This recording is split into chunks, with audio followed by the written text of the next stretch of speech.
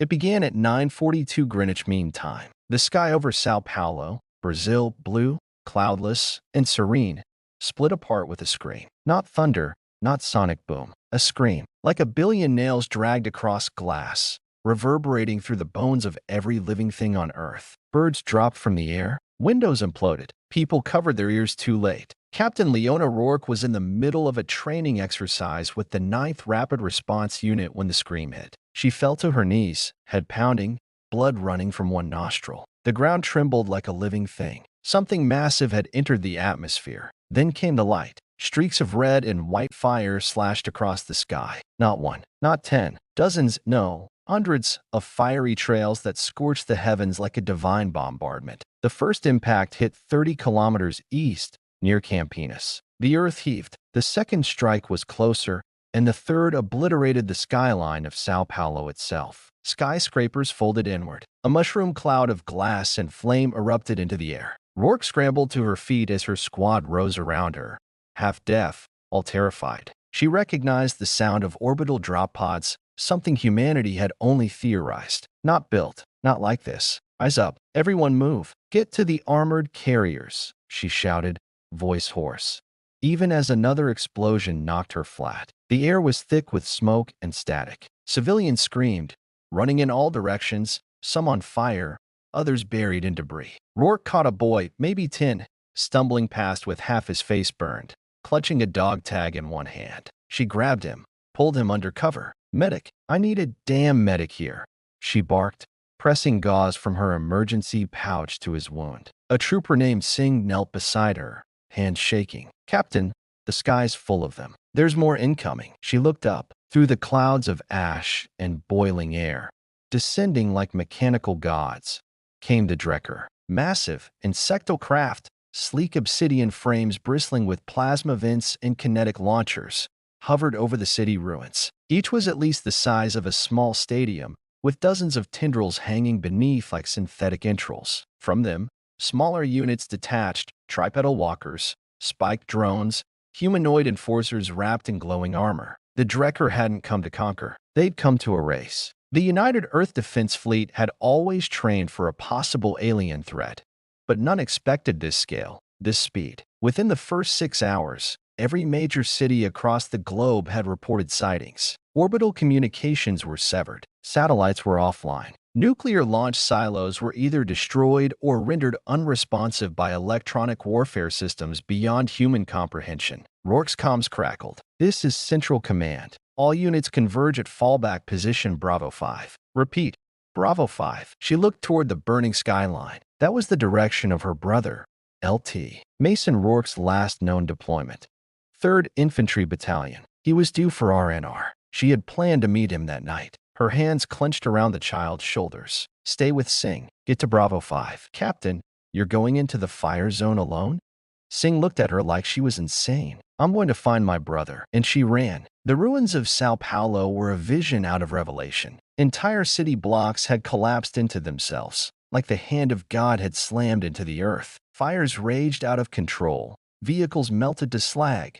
The air choked with the smell of burning rubber and flesh. The Drekker had no need for precision, only obliteration. Rourke moved through alleyways and shattered corridors like a ghost. She passed civilians buried beneath debris, their outstretched hands frozen in final pleas. Her HUD flickered from smoke interference, but she still caught glimpses of hostile signals, patrol drones, seeking survivors. At one corner, she found a group of soldiers pinned down by a Drekker hunter drone, 6 legs, rotating guns on both flanks, and an energy core that pulsed like a heartbeat. The soldier's bullets pinged harmlessly off its armor. Cover fire, Rourke shouted, sliding in behind a burnt-out truck. She whipped out a grenade, adjusted the frequency to match Drekker interference bands, and threw it. The device clanged against the drone's carapace, then exploded in a burst of white-blue static. The drone convulsed, limbs locking up, then exploded from the inside out. Move. Get back to Bravo 5. She ordered the troops, barely checking to see if they obeyed. She pushed forward. Time was running out. By the time she reached the last known location of the 3rd Battalion, there was nothing left. A crater, at least 200 meters wide, smoldered at the heart of what had once been the city's central square. Blackened bones jutted from the ground, scorched armor pieces, twisted rifles, dog tags. She walked into the ash and debris, numb. Then she found it. His tag, M. Rourke. Oneg, do not resuscitate. She fell to her knees. Her breath hitched, chest constricting with a silent scream she refused to release. The ground still burned. Her palms sizzled where she pressed them into the dirt. Around her, the Drekker continued their campaign of annihilation. And something inside her snapped. She stood, pocketed the tag, and turned toward the looming sky. Above her, a Drekker recon drone drifted into view. It made a low, warbling sound, then pivoted, locking onto her heat signature. It moved in. She didn't run. She waited, just long enough for it to close, then sprinted toward the wreckage, pulling her combat knife from its sheath. The drone fired a single bolt of plasma, too wide to hit. She dove beneath it, rolled, and stabbed upward. The blade bit into soft alloy, sparking. The drone shuddered. Then she pulled a makeshift explosive from her belt, jammed it into the wound, and dove back. The detonation lit up the dusk. The drone crashed in pieces, its wings fluttering like dying birds. She stood, breathing hard, skin bruised, eyes on fire. I don't care what you are, she whispered to the broken sky. You've made this personal. She made her way back to Bravo 5 by nightfall. The bunker was set beneath a collapsed metro system, defended by makeshift barricades and hastily rigged auto turrets. Engineers and civilians worked side by side, welding steel, patching wounds, and loading magazines. The place smelled of sweat, fear, and gasoline. Singh was there, bloodied but alive. The child, too, unconscious but bandaged. They looked up as Rourke approached. Captain? Singh asked softly. She didn't respond at first, just dropped her blood-soaked helmet and walked to the nearest command board. Tell command I'm taking over defense of Bravo 5. Sir, we already have a major. Not anymore, she snapped, then softened. They're gone. I saw the crater myself. A silence passed. Then Singh saluted. She looked at the tired, broken-eyed remnants of her unit, at the kids too young to shave, clutching rifles, at the medics stitching skin with sewing needles, at the civilians making Molotovs out of liquor bottles. This isn't over, she said, voice hardening like steel. We may be outgunned, outnumbered, and outmaneuvered, but there's one thing we're not. The crowd stilled. We're not dead yet. The first true human resistance cell was born that night, deep beneath the burning wreckage of a fallen city. And the Drekker, calculating, cold, perfect, made one fatal mistake. They assumed humans would break, but humanity doesn't break. It burns, and then it fights back. They said Sao Paulo was a message, but the Drekker never needed to send messages. They just erased. By day 6 of the invasion,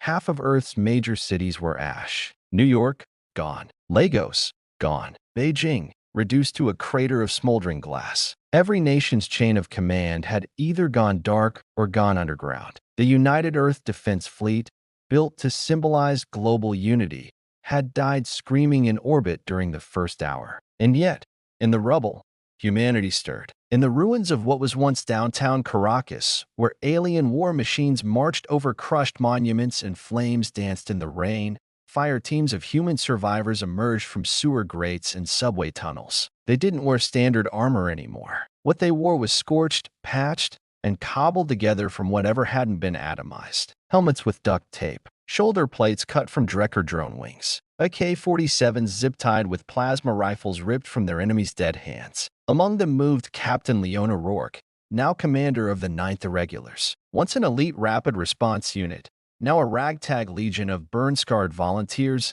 deserters, and vengeance-driven survivors. They had no reinforcements, no air support, no backup, but they had rage. They'd gotten word of a downed Drekker scout craft 5 kilometers south, beyond the shattered spine of the freeway and deep into the alien-controlled zone. Intel was precious, and a functioning alien core could be the key to understanding how the Drekker coordinated attacks so flawlessly. Command wanted it. Rourke intended to do more than salvage it. She wanted to turn it into a weapon. Eyes on target, Sergeant Malik whispered, peering through scorched binoculars. One scout ship, tri-legged, embedded in a building's wreckage. Still active. How many hostiles?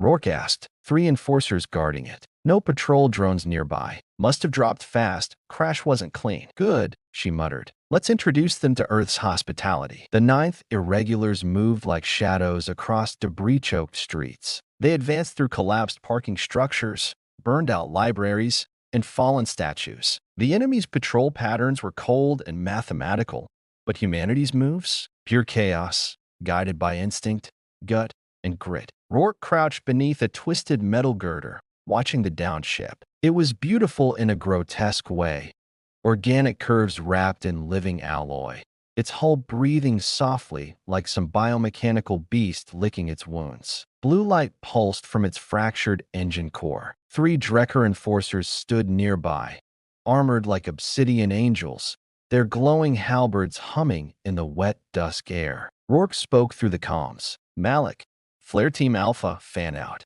Lay EMP charges near the support beams. Beta Team, draw their attention. Grenades only. Do not engage hand-to-hand unless forced. On my signal, they moved. She watched them disappear into the smoke. Then she counted down. 3, 2, now. The first blast was a high-pitched shriek of electromagnetics. The second, a concussive thunder that threw 1 enforcer into the air. The remaining 2 spun instantly, inhumanly fast, and fired charged plasma bolts into the haze. Rourke sprinted through smoke and fire, her Aegis boots crunching over glass, rifle barking short bursts. She dodged a plasma arc by inches, the heat searing her cheek. One of the enforcers moved to intercept her, blade raised. She didn't stop. Sliding beneath a broken pipe, she sprang up and drove a salvaged Drekker combat knife into its underjoint, one of the weak spots her team had identified during earlier raids. The blade dug in. The enforcer shrieked, no voice,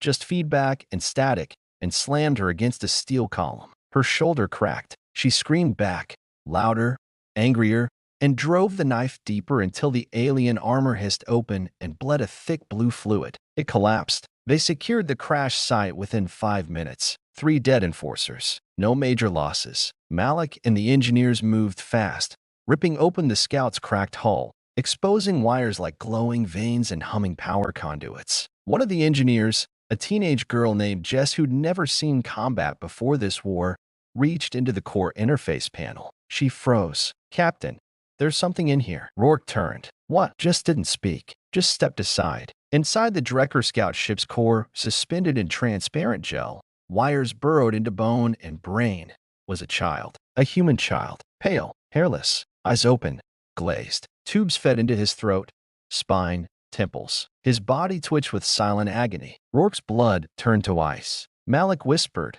"What the hell is this?" "He's alive," Jess said softly. "Barely. They're using him as a processor, as wetware." Rourke knelt beside the tank. Her hand trembled, reaching out to press against the cold glass. "Who did this to you?" The boy blinked. A slow, mechanical motion. His lips didn't move, but through the scout's damaged interface, a burst of digital noise came through. The comms tech decoded it on the spot. HHLP-ME. They extracted the boy with surgical care, sedating him, removing neural spines one at a time. It took an hour. Each second, the boy's vitals flickered, but he clung to life. When the final wire was pulled from his cerebellum, he gasped, and then sobbed like a newborn. They wrapped him in thermal cloth and gave him clean water. Jess sat beside him, holding his hand, crying silently. "He's just a kid," she whispered. Rourke didn't respond. She was staring at the Drekker interface panel. Hundreds, no, thousands of human DNA strings were cataloged. Names, ages, medical data. "God," Malik muttered. "They've been harvesting us, mapping our brains, plugging kids in like goddamn batteries." "Not harvesting," Rourke said flatly. "They're learning." That night, beneath the ruined overpass where they set up camp, Rourke gathered the squad. "The Drekker don't just kill us. They use us, study us, twist us. That child is proof they understand us enough to exploit us, and they don't care." She gestured to the scout ship behind her, now powering a generator that charged their salvaged railguns. "But we understand them now. Their tech can be turned. Their steel can be reforged. Their rules can be broken." She held up a Drekker blade, still caked in ichor. "We're not fighting to survive anymore. We're fighting to win." The Drekker had believed humanity was a fractured species, divided, emotional, slow to adapt. But that night, the ninth irregulars hacked into the Drekker's comm lattice using the boy's implanted access codes. They watched, in real time, as the enemy's coordination faltered. One Drekker logistics ship veered off course. Another hesitated before initiating a purge sequence. Fear. For the first time, Rourke saw hesitation in a machine's response. That hesitation meant they could be beaten. The fire was spreading. By dawn, other resistance cells had picked up the signal from the hacked Drekker core. Plans were shared, frequencies leaked, tactics broadcast. From Johannesburg to Toronto to the frozen wreckage of Tokyo, human fighters began targeting Drekker scout ships with surgical precision. Earth wasn't silent anymore. It was roaring. Back in the field, Rourke knelt beside the child, now sleeping, stabilized. Jess had braided a few strands of string into a makeshift bracelet on his wrist. "Does he have a name?"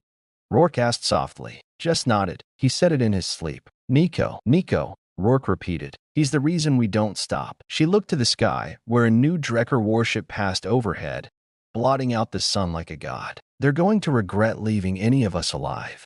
Where the northern lights once danced in peace above endless ice sheets, now stood Bastion Zero, a fortress carved from permafrost, steel, and desperation. Hidden beneath miles of rock, it had been a contingency plan during the Cold War, a relic, a shelter designed to endure a nuclear holocaust. Now, it had become something more, the nerve center of Earth's resistance. One of the last places not under Drekker occupation, a bunker turned capital, the last city. Inside its reinforced walls, the flame of Earth's defiance still flickered. But flickering wasn't good enough. Captain Leona Rourke entered Bastion Zero with a plasma-scorched pauldron on one shoulder, dried blood on her gloves, and a Drekker skull clip to her belt. The Ninth Irregulars followed behind, wounded and limping but triumphant. The scout corps they'd recovered, and the boy named Nico, had been escorted into the secure vaults under heavy guard. The moment Rourke stepped into command operations, the noise dropped. There were generals,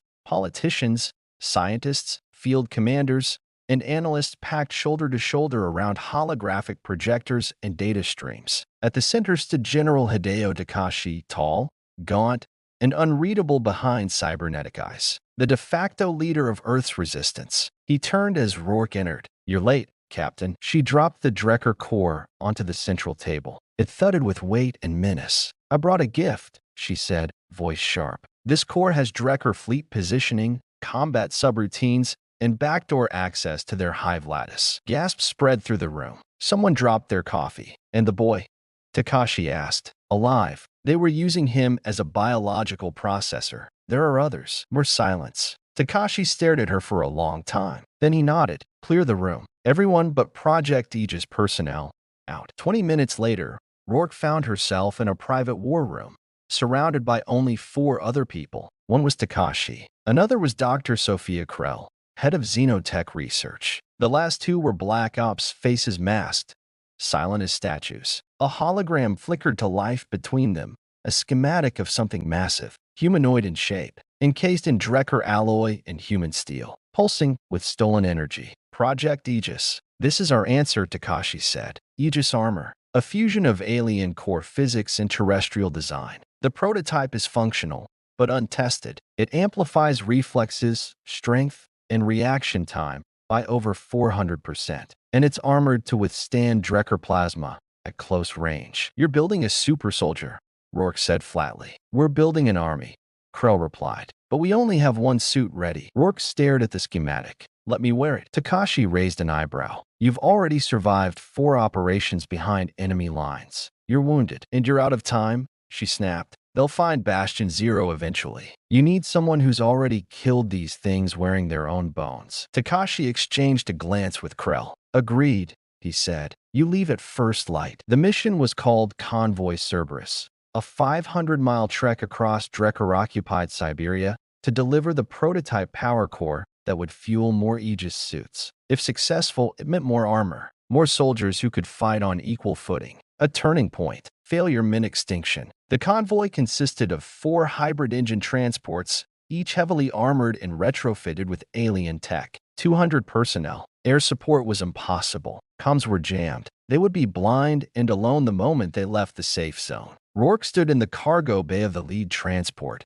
suiting up in the Aegis prototype. It hissed as it sealed around her. Plates locked into place. Biogel flushed her spine. Neural interface jack sank into her cerebellum with a pulse of white-hot static. Then she stood, 7 feet tall, 900 pounds of adaptive alloy in pure rage. Every step left a dent in the steel floor. It wasn't just a suit, it was a declaration. Day 2 of the convoy. 72 kilometers north of Novosibirsk. The Drekker found them. The ambush was surgical. A beam from orbit sliced Transport 3 clean in half. Plasma turrets hidden in snowbanks lit up like hellfire. The air was filled with tracer rounds, explosive bolts, and Drekker screech signals that shattered eardrums. Rourke leapt from the lead vehicle mid-motion, landing like a meteor. Her boots cratered the snow. Enemy drones swarmed her instantly, spiked discs and shrieking scouts. She moved like a storm. A Drekker enforcer dove at her. Blade raised. She caught it mid-air, slammed it into the ground, and tore its head off with one hand. Her HUD lit up with threat icons. Dozens, maybe hundreds. The entire horizon came alive with Drekker walkers cresting the ridgeline, metal legs plunging into the snow like spears. Fall back. Someone yelled. We're overrun. No, Rourke growled. She stepped forward, then ran, straight into the heart of the ambush. The Aegis armor pulsed with energy, venting steam as plasma blasts bounced off its chest plate. She vaulted over a wrecked Drekker APC, landed on its hull, and drove her shoulder into a drone cluster, sending shattered parts flying. She activated the suit's wrist blades, glowing razors of condensed plasma, and carved through a dozen Drekker foot soldiers like wheat. Blood and oil sprayed across the snow. Behind her, the rest of the convoy tried to push through the ambush zone. Screams over comms, explosions, fire everywhere. Then the worst happened. One of their own opened fire on the convoy. A human, a betrayal. Lieutenant Heron, a logistics officer from the European warlords, had sold their route to the Drekker in exchange for his city's protection. He stood on the ridge, wearing stolen Drekker armor, guiding orbital strikes with a beacon. Rourke saw him, and she snapped. She launched herself into the air, a 40-foot arc of sheer vengeance, and landed next to him in a burst of snow and fury. He raised his weapon. It's not personal, Rourke. You know how this ends. She didn't reply. She punched his helmet once. It cracked. She punched again and again, until there was nothing left but blood and metal shards in the snow. She limped back to the convoy, dragging the power core herself. The suit's legs were damaged. Her internal organs were bruised. She had lost 3 squats, but the prototype was intact. When she collapsed in the snow near the command vehicle, she looked up at Malik and said, "Next time, we don't ask for loyalty. We earn it." 3 days later, back at Bastion Zero, the power core arrived. Engineers cried when they saw it was still intact. Rourke was in a med bay for 16 hours. Broken ribs, internal bleeding, neural feedback burns. When she finally sat back up, Jess was waiting for her, holding a data pad. "We decoded the core you brought," Jess said. "There's more." Rourke blinked. "It's not just Earth they're after," Jess whispered. "They've done this before, dozens of times. Different species, different planets, every one of them gone, extinct." Rourke closed her eyes. "So we're just another extermination." Jess shook her head. "No, because no one else ever fought back like this. We've already done more damage than any other race. We're different." Rourke chuckled. Grim. "Damn right we are." Later that night, Takashi addressed the entire Bastion Zero garrison. Thousands of soldiers, scientists, children, civilians with makeshift armor and weapons. The Drekker believe in domination and efficiency, in the erasure of the imperfect, he said, voice echoing. They see us as noise. He looked out across the sea of scarred faces. Then let's be the loudest damn noise they've ever heard. He raised Rourke's broken pauldron high in the air. This is the Iron Pact. From this moment forward, we do not break. We do not kneel. We do not yield. The room erupted, 1,000 voices in unison. Humanity stands.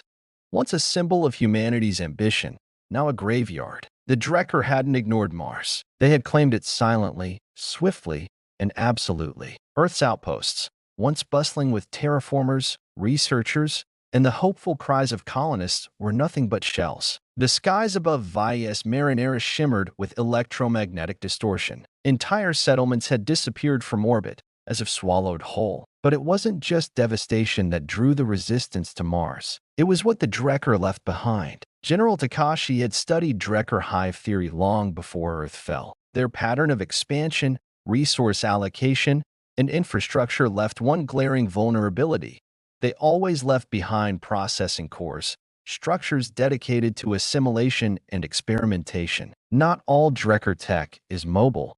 He explained in the war chamber of Bastion Zero. Some of it roots, grows, learns. Mars is no longer a war zone. It's a laboratory. If we're going to understand what they're really doing, how they think, we need to go to the source and burn it, Rourke had added, her voice low and grim. For this mission, Takashi needed more than firepower. He needed monsters. Enter Elias Voss, once a colonel in the European Pan Division, now a rogue operator, exiled after ordering a strategic meltdown of a civilian energy dome that had gone rogue under Drecker influence. Thousands died. He saved the rest of the continent. The world called him a war criminal. The resistance called him back. He had lived in the Martian tunnels before. He knew them better than anyone alive. So when Takashi asked him to lead Operation Grace Pyre, Voss just chuckled and lit a cigarette. Time to make some ghosts of our own. The team was small, just 6. Voss, commander. Arden, demolitions. Sabir, engineer. Leong, infiltration specialist. Tasha Quinn, sharpshooter. Cora, a biologist fluent in Drecker neural patterning. They were inserted from high orbit in heat-shielded drop pods, slamming into the sandstorm-ridden surface like meteor strikes. The moment their boots touched Martian soil, their suits came alive with static interference. The comms are fried already, Quinn said, scanning the horizon. Feels like we're walking into a haunted house. She wasn't wrong. The facility at Noctis Labyrinthus looked less like a base and more like a scar in the planet's crust. Its spires curled like black fingers out of the canyon walls, wrapped in a strange coral-like growth that shimmered with heat. Not light, bioluminescence. Organic. They built this thing like a womb, Sabir muttered, disgusted. No, Cora corrected, staring at the walls. More like a hive mind. It's alive, but not conscious. Reactive. We're walking into an alien brain. The first level was quiet. Dark, cold, dry. Half-built cybernetic hybrids lay on metal slabs, former colonists and marines now fused with Drecker material. Some still twitched. One whispered something in binary before falling still. This is what they do, Cora murmured. Cora ran her gloved hand across the symbols. They shifted beneath her touch. Lab 0. Processing chamber. Do not re-enter. Voss raised his weapon. Open it. The chamber hissed as the seal broke. The stench hit them like a wall, rotting meat and ozone. Inside were rows of humanoid pods, hundreds. Each housed a being that looked almost human but not quite. Extra joints, translucent skin, elongated skulls with Drecker neural implants drilled deep into their craniums. Some were still alive. One opened its eyes, a flicker of humanity buried beneath a tide of alien control. Then it screamed. The walls answered. Sirens wailed, high-pitched and bone-vibrating. Drecker Guardians activated, rising from cocoons in the ceiling. 8-limbed monstrosities, part biological, part synthetic, rushed down the corridor with blades made of molten alloy. Contact! Contact! Quinn shouted, firing twin-pulse rounds into the lead creature. Voss didn't flinch. He fired a bolt of plasma into a Guardian's chest, then shoulder-checked it into the wall. Blood and oil splattered his armor. Sabir deployed mines across the floor, detonating half the hallway in a flash of white-blue fire. But they kept coming. They're protecting something. Cora shouted over the chaos. Then let's take it, Voss growled. They pushed deeper, step by brutal step, leaving behind torn limbs and scorched walls. Blood stained the Martian dust. Cora led them to the core. Not a reactor, not a power source. A nursery. Inside the spherical chamber floated a lattice of cloned embryos, each one a hybrid of human and Drecker DNA. Dozens, hundreds, perhaps thousands. They're not just studying us, she whispered, pale with horror. They're trying to replace us, build something better, stronger, something they control. A voice echoed through the room. Not alien, human. Welcome back. A figure stepped out from the shadows. Once a man, now something else. His skin shimmered like Drecker alloy, his veins glowing with core light. One eye was mechanical, the other, human. Almost. He smiled. I am Iteration 12. I was Elias Voss, but I have evolved. Everyone raised weapons. Voss just stared. You were listed as MIA, he said coldly. I was reborn, the hybrid said. The Drecker offered me a choice.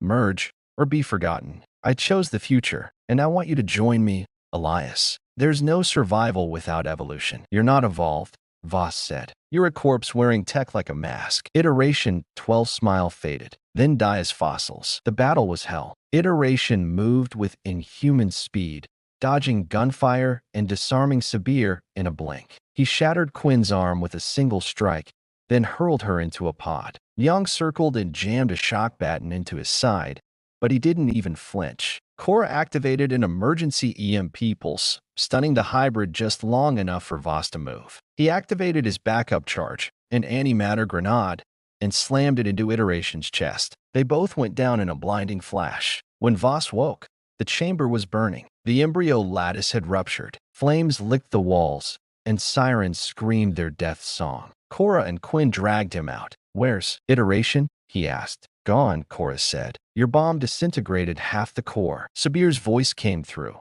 coughing. "I just rigged the reactor. We've got 5 minutes before this whole place goes supernova." Voss stood on broken legs. The corridor was melting behind them. He limped forward. "Let's send the bastards a message." They reached the surface just as the entire facility exploded in a pillar of fire and glass. The Martian horizon lit up like a second sunrise. The shockwave knocked them flat, and in the silence that followed, the static stopped. For the first time in weeks, Earth received a clear signal from Mars. Back at Bastion Zero, General Takashi stood at the comms board, listening. The message was brief. Target neutralized. Facility destroyed. They bleed, they burn, and they are not invincible. It was signed by Elias Voss. Later, Rourke visited the Martian broadcast room. She stared at the decoded files Cora had sent from the nursery ruins. Thousands of names, human names, all of them dead, all of them repurposed. And under it, one line of text in Drecker code. Subject Species 9. Rejection of conversion exceeds acceptable thresholds. Psychological instability too strong. Recommend. Terminate project. Classify as hostile species. Initiate total purge. Rourke's jaw tightened. They tried to understand us, tried to change us, but we're too angry, too stubborn, too human. She turned to Takashi. "We're not their mistake. We're their nightmare." In orbit, silence reigned, cold, infinite, and still, until the hunter's teeth arrived. A Drecker assault carrier, 4 kilometers long, shaped like a leviathan of obsidian steel and writhing tendrils, eclipsed the international wreckage field above Earth. Its hull bristled with atmosphere-ripping turrets and planetary breach lances. Beneath it hung rows of shimmering drop pods, each the size of a cargo container. Inside them, reavers, 10,000 of them. Biosynthetic berserkers bred for planetary extermination. No protocol, no hesitation, no mercy. And they were coming. Ground level, Bastion Zero Command Center. Captain Leona Rourke stood over the tactical hologram table as a red triangle appeared in the upper atmosphere, tracking rapidly toward Earth. "That's not a scout. That's a full-scale death ship," muttered Jess, now lead operations analyst after decrypting over 42% of the stolen Drecker core systems. "It's not coming to kill cities," said General Takashi,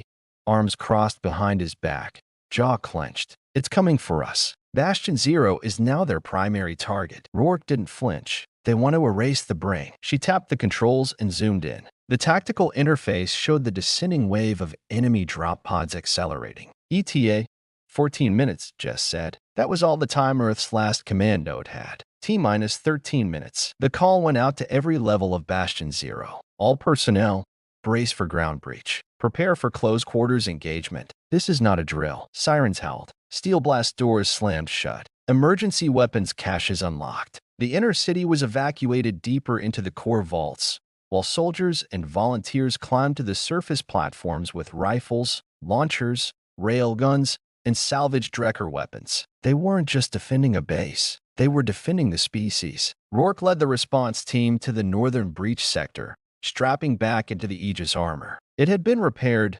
reforged with a second-generation alloy taken from the Martian labs. It moved smoother now, stronger, hungrier. She stood atop the northern defense bastion and looked up. The sky was falling. One by one, the drop pods began to puncture the stratosphere, lighting up the clouds with friction fire. Each one screamed like a meteor wrapped in static, burning a hole straight through dawn. "Hundreds, thousands, brace for impact," she yelled. The first pod hit just 300 meters away. It exploded outward like a fragmentation bomb, ejecting shrapnel, acidic smoke, and a reaver. The reaver stood 3 meters tall, armored in scorched chitin and living metal. Its limbs ended in bone blades. Its mouth was a split, inverted mandible filled with grinding needles. As it hit the ground, it screeched, and 10 more pods impacted behind it. The battle began. The North Bastion falls. Rourke charged straight into the fray. A Reaver lunged at her. She caught its blade in one armored hand, twisted, and drove her elbow through its skull. Bone and viscera exploded. Another came from the left. She spun, ejected her plasma wrist blades, and carved through its midsection, bisecting it with one upward slash. Around her, the resistance fought tooth and nail. Malik led Fireteam Kappa, hurling EMP mines and launching kinetic spikes. Civilians, some as young as 16, used pipe bombs, Molotovs, and pure adrenaline to hold the lines. But it wasn't enough. There were too many. Reavers moved in coordinated packs. They scaled the walls, burst through barricades, swarmed tanks, and tore into human lines like a virus. T-8 minutes. Rourke's HUD went red. The east sector's defenses had collapsed. West was holding, but only just. North was gone in 60 seconds. She switched channels. This is Rourke. North's overrun. We're falling back to the kill zone at Line Delta. Engage autodefense turrets. Burn the corridors behind us. Takashi's voice came in calm and direct. Confirmed. Corridor seals are armed. I'm activating the core defense ring. Buy us 10 minutes. Rourke turned and grabbed a wounded private, slinging him over her shoulder. You heard the man. Fall back. Fall back. Behind them, automated turrets descended from the ceiling. They hummed, charged, and opened fire. Beams of white-hot plasma lit the hallways. Screams of Reavers echoed, but they kept coming because they didn't feel fear. But they hadn't met humans like this before. The core breach. The fallback zone was Bastion Zero's inner ring, an armored dome with full 360-degree defense capability. It was built to withstand orbital bombardment. The moment Rourke's unit burst through the inner blast doors, Jess sealed the failsafes. Outer ring locked. Core protocols active. They'll have to crawl through hell to get to us now. And crawl they did. The Reavers tunneled through ceiling ducts, ventilation shafts, even molten rock. They clawed through steel with their bare hands. Every few minutes, a wall would collapse and unleash another skirmish of claw and gunfire. Blood soaked every corner of the ring. Rourke found herself pinned near the comms tower, low on ammo, her armor flickering from damage. Two Reavers closed in, one from the front, the other from the side. She roared and charged the first one, shoulder slamming it through a bulkhead. The second pounced, but before it landed, Nico appeared. The boy, the child rescued from the Drecker Scout Corps, stood in the corridor, eyes glowing faintly with residual interface light. He raised his hand. The Reaver stopped midair. Its limbs convulsed. Its blades retracted. It shuddered, and then imploded, collapsing into itself like a black hole. Rourke stared. What did you just do? Nico looked scared, shaking, but alive. I told it to stop, he said softly. I still have part of their language in me. Rourke grabbed his shoulder. Can you tell more of them to stop? No, he whispered. Just confuse them, slow them down, but it won't last. They'll adapt. Then let's make it count. T-4 minutes. Malik's squad detonated a chain of remote mines through the southern breach point. The fireball was so large it collapsed the corridor, cutting off an entire wave. They cheered, until another wave burst through the ceiling like termites from hell. One of the young fighters, a girl barely out of school, ran toward them with a fuel pack strapped to her chest. She looked at Rourke. Tell my brother I didn't die hiding. And then she ran, straight into the swarm. The explosion lit up half the dome. T-2 minutes. Takashi had joined the line personally. Armed with an old rail pistol and Drecker repeater, he gunned down 4 Reavers at point-blank range. Bloodied, coughing, he turned to Rourke. The core is primed. If we die here, Bastion Zero dies with us. But if we hold, if we push them out, humanity survives. She nodded. Then we don't hold. She looked around at the wounded, the broken, the bleeding, the terrified. She raised her voice. We push back. Final wave. The last breach came like a flood. The Reavers poured in, snarling, snapping, howling. 10, 20, 50, an unending tide. But this time, the humans met them with everything. EMP mortars, sonic disruptors, armor-piercing railguns, the Aegis prototype, and Nico, pulsing with energy, reaching into the Drecker neural lattice to feed them false commands and fake coordinates. He screamed as blood poured from his nose, but the Reavers stumbled, hesitated, just enough. Rourke plowed through them like a living battering ram. She carved, crushed, slammed, broke. And then silence, smoke, sparks, screaming metal, but silence. They had stopped coming. Post-battle, 0800 hours. The dome was in ruin, half of it on fire, the other half melted. hundreds dead, but the line had held. The Reavers had retreated. Takashi limped to the center of the dome, removed his helmet, and looked up at the broken ceiling. We held. Rourke, standing over a pile of scorched bodies, covered in blood, looked at him. No, she said. We won. That night, the survivors buried the dead behind the northern ridge of Bastion Zero. There were too many to count. Rourke said no speeches. She just stood silently, holding the scorched helmet of the girl who had run into the Reavers with the fuel pack. Then she looked at Nico, who sat beside a burning vigil. You stopped one of them, she said. I can stop more, he whispered. If I go deeper. Into what? Their mind, he said, eyes glowing faintly. Their mind, the one that controls all of them. Rourke's heart stopped. Takashi stepped forward. You're talking about the core consciousness. Nico nodded. I can find it, he said. And if I can find it, Rourke finished for him. We can kill it. The halls of Bastion Zero still smoked. Blood hadn't yet dried on the walls. The scent of scorched alloy, synthetic ichor, and human flesh hung heavy. Survivors limped through the ruins of what had once been Earth's last stronghold, now a mausoleum held together by steel, sacrifice, and willpower. But in the lowest vaults of the complex, below the fire and grief, something else stirred, a possibility. It was here, surrounded by machines grown from Drecker code and salvaged human tech, that Nico sat, bare-chested, wires extending from his spine and skull, his small body trembling against the hard surface of the interface table. Captain Leona Rourke watched him closely. He's too young for this, Jess said quietly, pacing in the background. We shouldn't even be thinking about letting him go deeper. There's no one else, Rourke replied, voice hollow but steady. No one else, echoed General Takashi, stepping into the chamber. His skin was pale, his body running on stim injections and stubborn resolve. He's the only one who's touched their mind and come back. Just gritted her teeth. Touched it, not lived in it. Takashi nodded to Rourke. He volunteered. That didn't make it easier. The plan was madness, strategic madness, Rourke had called it. The kind of idea only humans could think up when pushed to the edge of extinction. Nico would be connected directly to the core Drecker lattice, their hive consciousness, through the partially reconstructed Martian spires recovered during Operation Gravespire. That lattice linked every Reaver,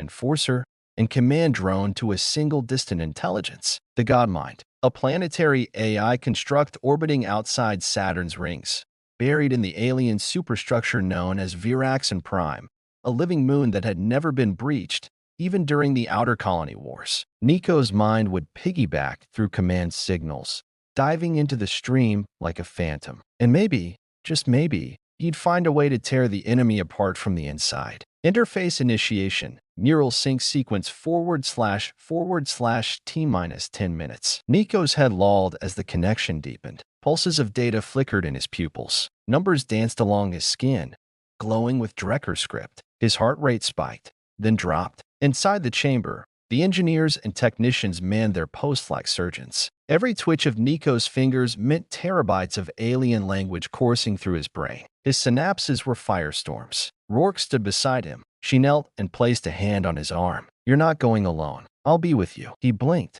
How? I'm going in too, she said. We've mapped a neural corridor. Human minds can ride passive inside the mesh. You'll lead. I'll watch your back. Nico's face twitched in a ghost of a smile. Promise you won't leave me. She tightened her grip. Never. Initiating dual sync. Entering the stream. The world disappeared. Rourke's breath caught in her throat. The cold hum of the chamber vanished. Her body melted into light, and then reassembled, pixel by pixel, inside a dreamlike abyss. She stood on a plane of glimmering obsidian, stars swirling above her in impossible patterns. Structures formed from nothing, vast spires spiraling into the sky, constantly shifting, breathing. The ground pulsed beneath her boots like a heartbeat. It was not a physical place. It was thought, made real. The Godmind's neural architecture. She turned and saw Nico, hovering a few feet away, bathed in silver threads of data, his eyes fully lit with the glow of the Drecker mind. He floated like a star child, tethered to thousands of threads. They're watching us, he whispered. From the distance, something stirred. Not a being, a presence, contact. It saw them, the Godmind. Its voice came not as sound, but as existence, as if the fabric of the world shivered with each syllable. Organic resistance detected. Node corruption in progress. Recalibrating threat classification. Humanity. Error. Error. Error. Rourke stumbled backward as the sky shattered above her. Shards of alien code rained down like meteors. Massive tendrils of thought and steel curled toward her and Nico. "You shouldn't be here," the voice said. It was both mechanical and familiar. It used voices it had stolen: an old lover, a dead friend, a forgotten parent. Nico floated upward, strands of data binding him to the stars. "I want to see you," he said. "I want to understand why you're doing this." The godmind pulsed. Preservation of order. Ascension through structure. "You are fracture. Chaos. Error." Rourke snarled. "No.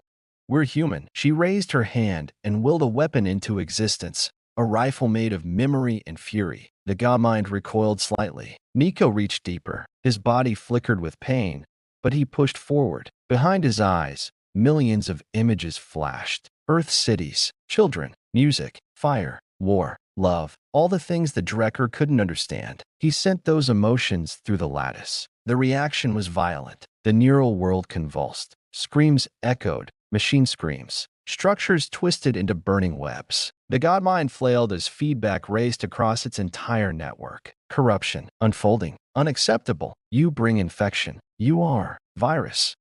Rourke laughed, bitter and triumphant. "Then it's contagious." Reality, Bastion Zero core. Outside the neural interface, alarms flared. Dozens of Drekker units across the globe began to seize. They halted in mid-motion, collapsing like puppets with cut strings. Reports flooded in. Enemy drones in Cairo just fell. A Reaver battalion in Mumbai is attacking itself. The Tokyo command hub is burning.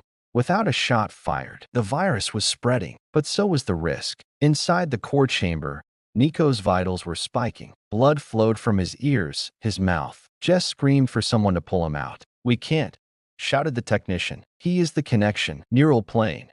Inside the godmind began to unravel, but it fought back. Massive constructs of data beasts formed from corrupted logic attacked them. One looked like a Drekker warship, but alive, roaring with artificial hatred. Another formed from the faces of fallen humans, stitched together like a god's warning. Nico screamed as a tendril pierced his chest. "Run," he told Rourke. "I can shut it down, but you need to go." She grabbed him. "We leave together." The godmind laughed, a shattering pulse of code and cruelty. "You will drown in me." Then the sky split. A third presence entered the field. Anomaly.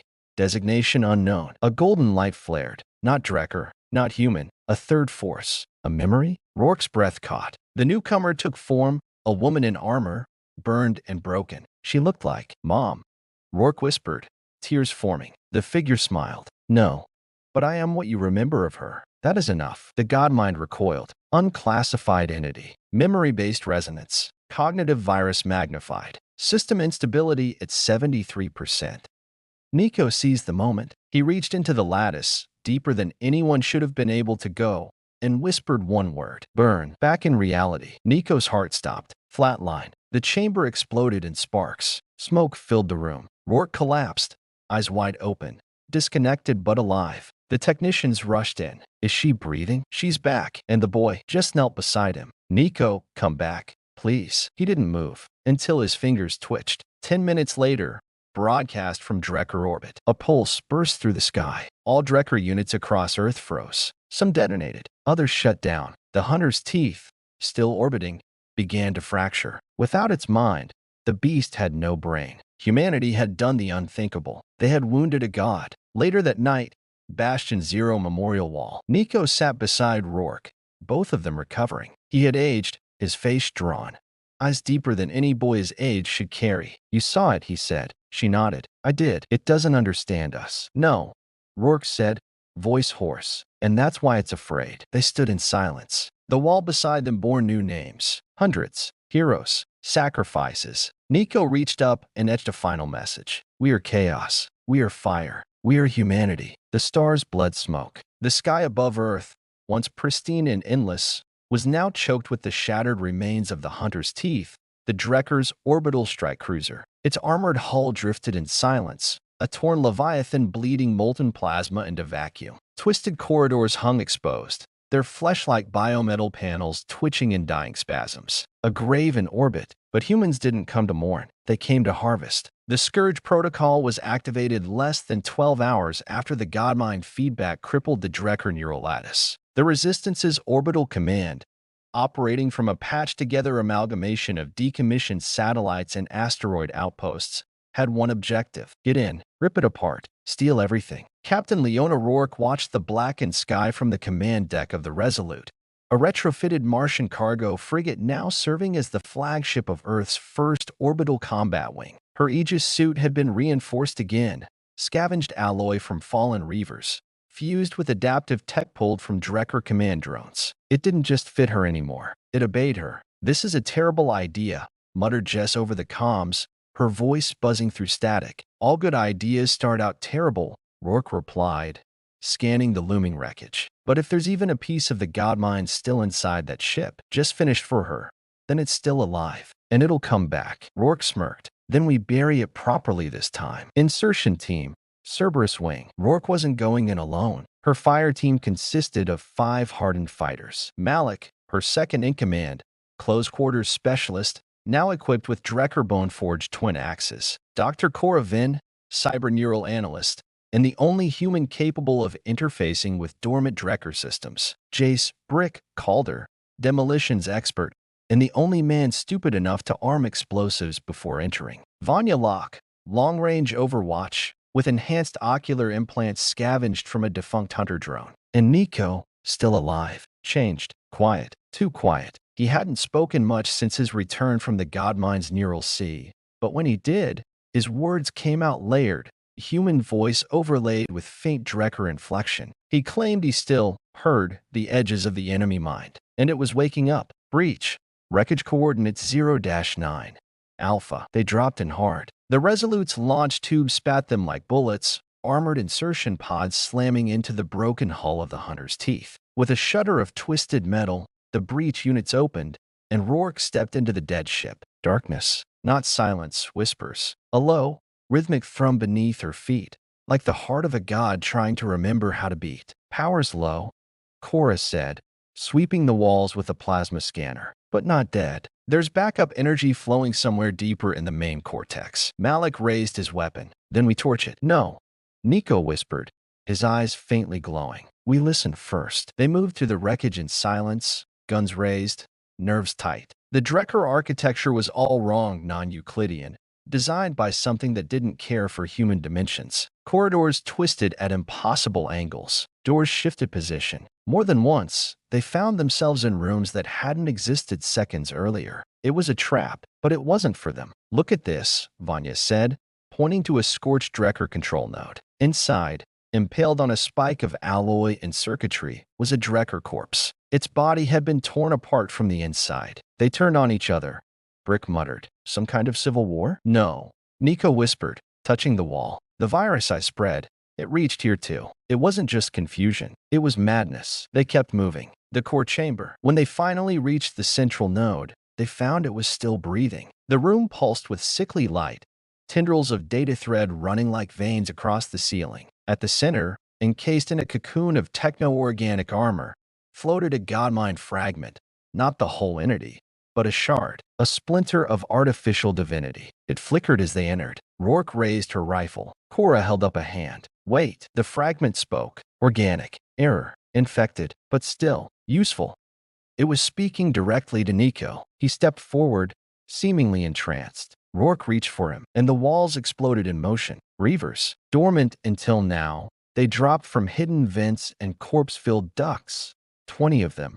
Twisted, burned, barely alive, but still lethal. One lunged at Cora. Rourke tackled it midair, driving her plasma blade through its gut. Gunfire erupted. The chamber became a furnace of screaming metal and shredded flesh. Malik swung his axes in wide arcs, decapitating 2 at once before being tackled by a third. Brick lobbed a thermite charge that incinerated half the entryway. But the Reavers weren't trying to win. They were trying to delay. Nico stood before the Godmind shard, eyes blank. He was inside it again, floating in a digital sea of fractured logic and splintered memory. But this time, something was different. He wasn't a guest. He was an intruder. He pressed forward and saw Earth. Hundreds of orbital feeds, dozens of hidden Drekker weapons caches, detonators, cloaked satellite drones still waiting for orders from the Godmind. It wasn't dead. It was waiting for a signal. Nico reached for the core. and screamed, "Back in the reel." Cora grabbed his shoulders. "He's seizing. Pull him out." "No." Rourke shouted, gutting another reaver. "Let him finish." Nico's body arched, then dropped. The Godmind fragment exploded. A pulse of golden blue energy tore through the chamber. The reavers convulsed and collapsed. The walls screamed with neural backlash. Then silence. And in that silence, Nico whispered, "I saw the fleet." Back on the Resolute, debriefing room. The team was shaken, bloodied, but alive. Nico sat at the center, eyes glazed. "They're coming," he said. Rourke leaned in. "How many?" Nico's voice cracked, layered with the Godmind's echo. "Thousands of ships, far larger than anything we've seen, controlled by a higher node, something beyond the Godmind." The Arbiters. Jess, standing in the shadows, paled. "What the hell is an Arbiter?" "They judge," Nico said. "They destroy species that resist assimilation. The Godmind was just a test." Rourke stood slowly. "So we didn't win," she said coldly. "We just got their attention." 3 hours later, Earth's orbit. Defense Array Sigma. An emergency broadcast was received from Saturn's orbit. A single Drekker transmission. No words, just a symbol. An eye, wreathed in black fire. Watching, waiting. Later, Bastion Zero War Room. The new War Council convened. Survivors, leaders, resistance cells. Takashi stood with Rourke at the head of the table. "We've delayed them," he said. "We've cracked their god, burned their eyes. But the Arbiters are real, and they are coming." A nervous murmur. "So what do we do?" someone asked. Rourke looked around, at the tired eyes, the defiant scars, the names etched on the walls behind her. "We do what we always do." She stepped forward. "We fight." Saturn turned slowly in the void, its rings glinting like razors beneath the faint light of the sun. Majestic, cold, untouchable, until today. Until the black ships came. They emerged from FDL slip space like a swarm of abyssal serpents. No lights, no signals, only the silence of judgment. The Arbiters had arrived. Not Drekker, not even machines. Something older. Architects of annihilation. Inside the human flagship, Hades' Spear. Commander, General Takashi. The command deck of the Hades Spear was wrapped in steel and fury. Every surface bristled with weapons systems stolen from alien wreckage and reforged by Earth's engineers. It was Earth's first dreadnought, built in 6 months, using 20 years of desperation. Now it stood at the edge of Saturn's orbit, facing a force no human had ever seen. "They're not broadcasting," Jess said, eyes locked on the sensor array. No warnings, no negotiation. Takashi stared at the massive constructs on screen. 12 primary vessels, shaped like cathedral spires turned into weapons, drifting in perfect formation. "We're not worth speaking to," he said. "To them, we're an infestation." He turned to his commanders. "Then let's show them what kind of plague we are." On board the Resolute, Special Insertion Unit, Rourke's team. Rourke paced inside the cramped war room of the Resolute, staring at the mission display. The team was prepping for Operation Thorncrown, a direct assault on the Virax and Prime. The Arbiter's command construct tethered to Saturn's lower orbit. "Stealth insertion," said Cora, checking her neural gear. "If we can plant the Nova charges deep enough into the spine of that thing, it'll crack the shell," said Brick, cracking his knuckles. "Make room for orbital rail fire." Nico stood by the viewport, eyes distant. He hadn't slept in days. "Not really. They're not like the Godmind," he said. Everyone turned to him. "They're not just connected," he murmured. "They are aware. Each ship, each node, it thinks, it judges. They want to understand why we didn't break." "And what did you tell them?" Rourke asked. He looked at her. "I said we're still trying." 2 hours later, insertion begins. The drop pods detached from the Resolute, falling like black snow toward the massive superstructure of Virax and Prime. It wasn't a ship. It was a moon-sized fortress of synthetic flesh and glass-like alloy, orbiting Saturn like a parasite feeding on gravity. The pods hit the outer shell with seismic force. Immediately, the surface morphed, trying to repel the intrusion. "Drill through," Malik shouted, activating the cutting rig. Molten sparks lit the pod interiors as drills carved through alien armor. They breached and dropped into hell. Inside Virax and Prime, no corridors, no doors, just a living labyrinth of shifting tunnels, electrical storms of psionic thought, and writhing biomechanical tendrils. The structure reacted like a wounded animal, closing, convulsing, attacking. Reavers reappeared, but these weren't the berserkers from Earth. They were perfected, silent, coordinated, faster. The firefights were instant and brutal. Brick's demo charges blew a corridor clear for 12 seconds. Cora's nanofield fried a psychic pulse beast. Vanya's sniper shot tore through two cloaked assassins before they landed, but they kept coming. Rourke led the charge deeper, following Nico's guidance. He moved as if he knew the way, eyes burning brighter with every step. "Cinder Spine," he said. "That's where the Judgment Core is." "How do you know?" Rourke asked. "I don't," he said, his voice hollow. "It's where they want us to go." Meanwhile, the battle above Saturn. The Hades Spear launched its first barrage. Kinetic rods, each the size of a city bus, pierced the vacuum, slamming into the nearest arbiter vessel. The impact cracked its outer shell. It didn't even flinch. The ship retaliated with graviton beams, warping space around the human fleet. One Earth cruiser, dauntless, collapsed into a singularity and vanished. Just screamed over comms. "We're being torn apart one by one." Takashi gritted his teeth. "Fire the spear." The rail cannon charged, draining half the ship's power reserves. A superheated tungsten lance fired across the black. It hit, and one arbiter ship exploded. The crew roared. Takashi didn't smile. 11 more. Inside the core of Viraxen, Nico led them through a final chamber, a sphere of reflective light and silence. At its center, the Judgment Core, a swirling mass of quantum processors suspended in anti-gravity, humming with alien malice. Around it floated constructs of memory, projections of Earth's cities, soldiers, children, wars. The Arbiters had been watching, recording, learning. "They're not here to conquer," Nico said. "They're here to cleanse." The team began arming the Nova warhead. Suddenly, the sphere shuddered and spoke. Voice of the Arbiter. It spoke in every language at once. In sorrow, in command, in inevitability. "You have been measured. You have been found insufficient." Final determination. Termination. Figures formed around them, avatars of the Arbiters. Not machines. Not aliens. Reflections. Each one looked human, but perfect, smiling, ageless. One stepped forward and touched Rourke's face. "You are chaos," it said gently, "but you could be peace. Join us. Be remade." Rourke grinned, bloody and defiant. "Go to hell." She pulled the trigger. The warhead ignited. The escape. They ran. As the chamber cracked, gravity destabilized, and light poured from the collapsing core. Rourke grabbed Nico. Cora hauled Brick, who was bleeding from a gut wound. Malik covered the rear, firing at the collapsing constructs. Their evac pod detached seconds before the Nova charge detonated. Behind them, Viraxen ruptured, its superstructure crumbling like a cracked egg, waves of energy spilling across Saturn's orbit. From orbit, the Hades Spear watched as the light swallowed the horizon. One more god, broken. Final scene, Hades Spear, medical bay. Rourke lay in the med chair,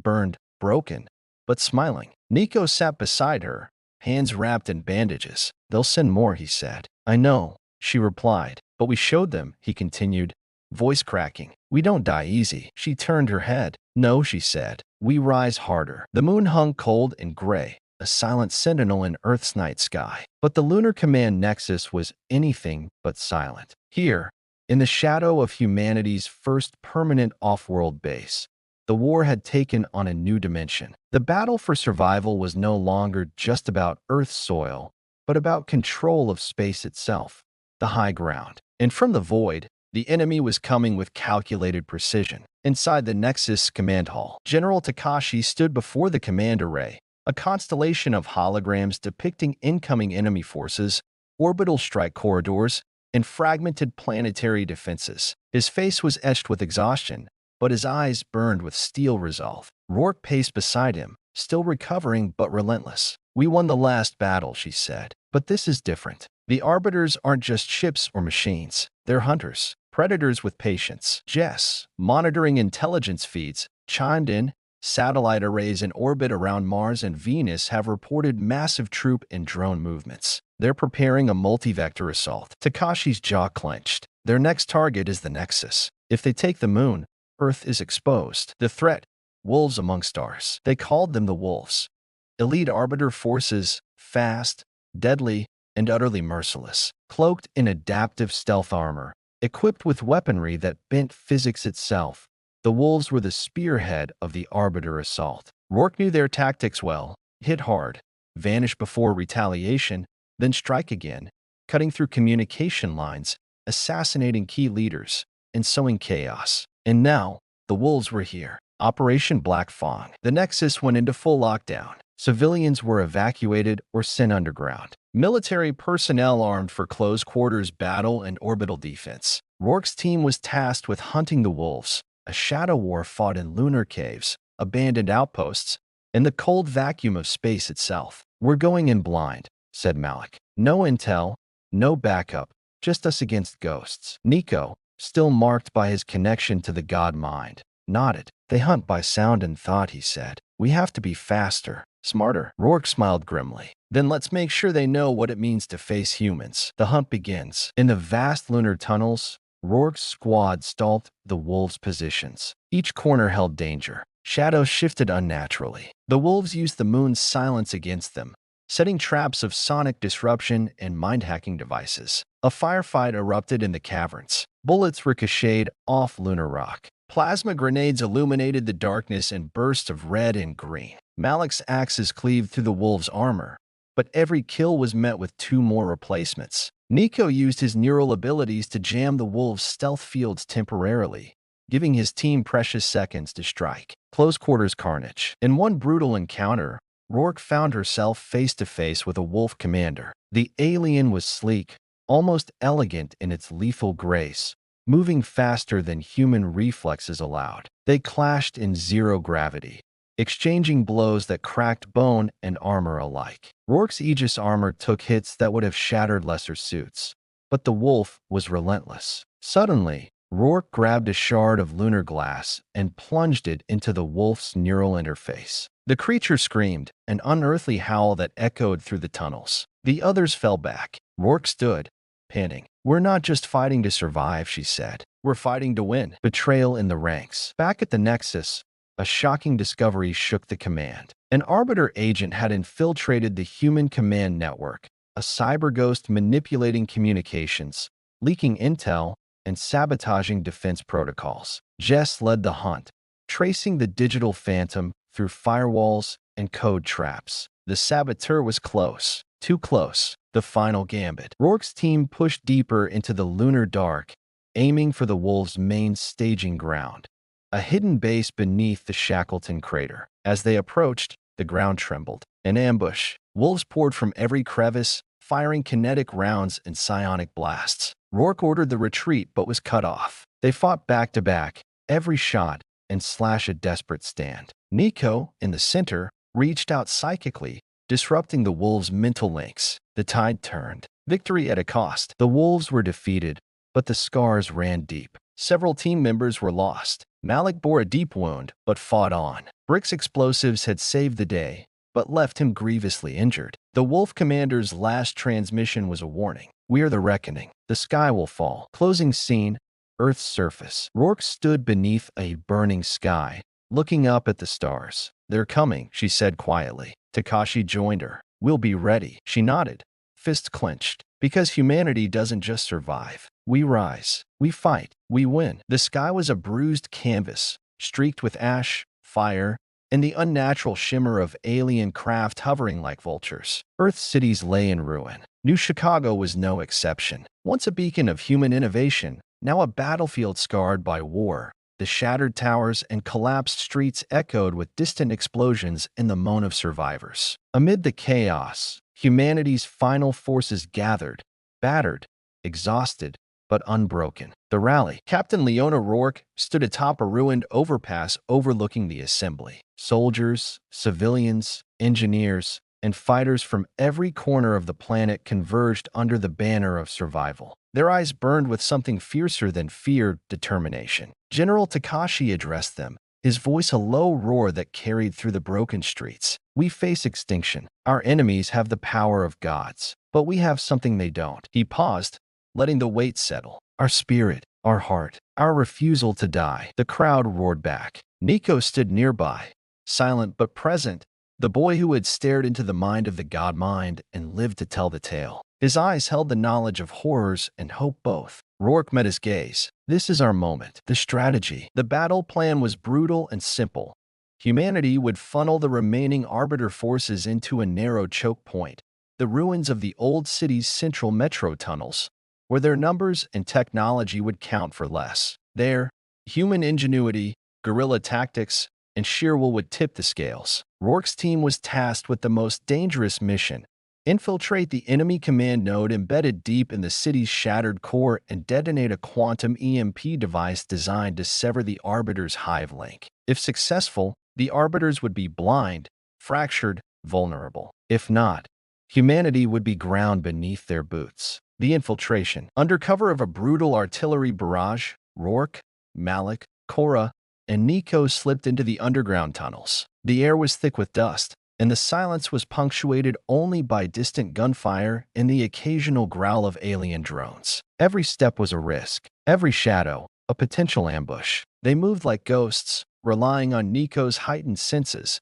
still tinged with the Godmind's residual data streams, to navigate the shifting maze of tunnels. In the dark, whispers of the past haunted them, memories of lost comrades, fallen cities, and shattered dreams. Close quarters combat. The enemy was waiting. Reaver-like drones and Arbiter-controlled human hybrids flooded the tunnels, their cold eyes glowing with artificial malice. The battle exploded into fury. Plasma bolts seared through the air, shrapnel screamed, and bodies clashed with savage desperation. Rourke fought with everything she had, swinging her plasma blade with deadly precision, her armor absorbing impacts that would have broken bones. Malik was a whirlwind of axes and fists, tearing through foes with brutal efficiency. Cora deployed nanoswarms that ate through enemy circuitry, while Nico reached out mentally, disrupting the hive's psychic feedback loops. The turning point. Reaching the core node was a race against time. As they planted the EMP device, a massive Arbiter warlord appeared, a towering hybrid of flesh and machine, radiating raw power. It charged, crushing walls and firing energy blasts that tore the tunnels apart. The team fought for their lives. Rourke faced the warlord head-on, dodging blasts and slicing armor. Malik distracted it, taking savage hits. Nico, reaching deep into his remaining connection with the Godmind shard, pushed his mind to the brink to overload the enemy's neural network. The EMP detonated. The collapse. The blast shattered the hive's psychic link. Arbiter ships in orbit faltered, systems crashed, and the warlord collapsed into rubble. But victory came at a cost. Malik lay dying, his breath shallow and ragged. Rourke cradled him, tears mingling with grime. "We won," he whispered. "No," she said fiercely. "We win." The final charge. With the hive fractured, humanity surged forward, fighters rallying from every corner, striking with renewed fury. The Arbiters, disoriented and leaderless, began to retreat. Earth's battered defenders pressed their advantage, reclaiming city after city. Epilogue. Dawn over Earth. Weeks later, Earth's skies cleared. Rourke stood atop the rebuilt New Chicago Tower, looking toward the horizon. The scars of war remained, but so did hope. Nico joined her silently. "We did it," she said. "No," he replied. "We earned it."